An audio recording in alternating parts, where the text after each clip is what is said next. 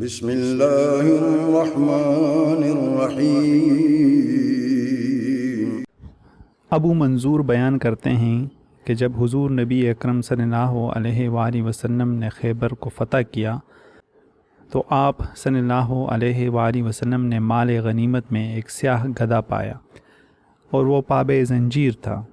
حضور نبی کریم صلی اللہ علیہ وآلہ وسلم نے اس سے کلام فرمایا تو اس نے بھی آپ صلی اللہ علیہ وآلہ وسلم سے کلام کیا۔ حضور نبی اکرم صلی اللہ علیہ وآلہ وسلم نے اسے فرمایا، تمہارا نام کیا ہے؟ نے عرض کیا، میرا نام یزید بن شہاب ہے۔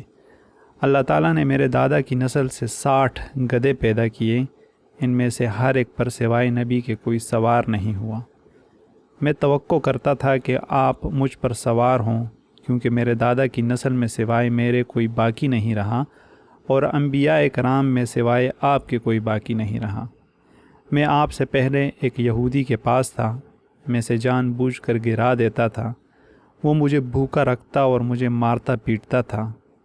راوی بیان کرتے ہیں کہ حضور نبی اکرم صلی اللہ علیہ وآلہ وسلم نے اسے فرمایا، آج سے تیرا نام یافور ہے۔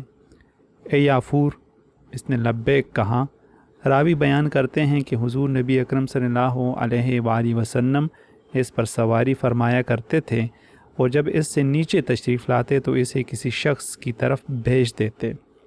وہ دروازے پر آتا، اسے اپنے سر سے کھٹکھٹاتا اور جب گھر والا باہر آتا تو وہ اسے اشارہ کرتا کہ وہ حضور نبی کریم صلی اللہ علیہ وآلہ وسلم کی بات سنیں۔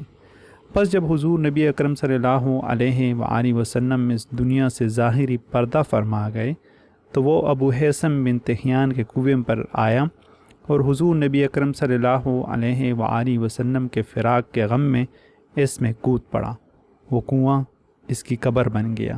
اس حدیث کو امام ابن عساکر نے روایت کیا ہے۔